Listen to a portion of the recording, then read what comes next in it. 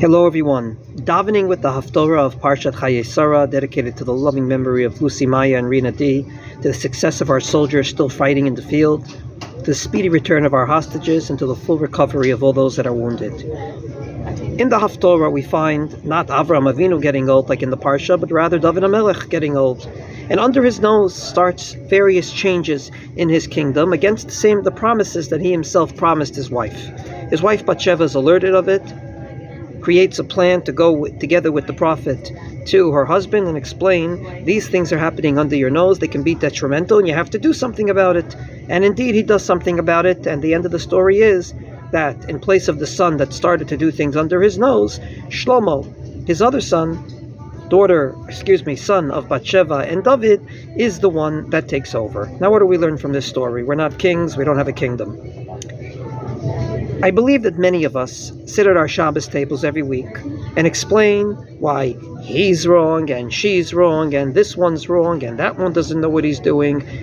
There's a famous saying in Yiddish called Chacham Balayla. This is not a Chacham Balayla, this is a Chacham Bayom, someone that, wide awake, tells the whole world why nothing's good. What does he or she do about it? Nothing. Pass the kugel, pass the chulent, it's time for my Shabbos nap now, I need to read the newspaper. That's exactly what the Haftorah is warning us against. Don't just talk about what's wrong. Do something about it. Don't just see it and say, no, it's not right. If it's not right, get up and say something. Post a post on social media. Go ahead and do something about it. You think the army is ill-equipped? Go ahead and raise the money and give them equipment like we've seen in the last few weeks.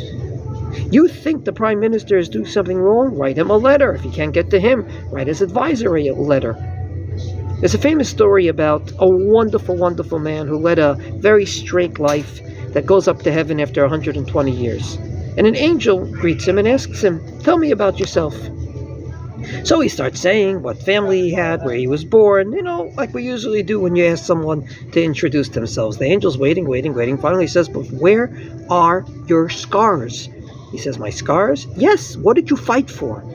What were the values that were so important for you that you were willing to fight for them even at the price of getting scars?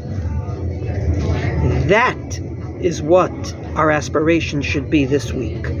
Many things around us, unfortunately, are beginning to sound like there was a big mess up in Israel on that Simchas Torah fatal day of October 7th. We're beginning to hear it. And therefore, blaming is coming out in various places. If you think something's wrong, don't just talk about it.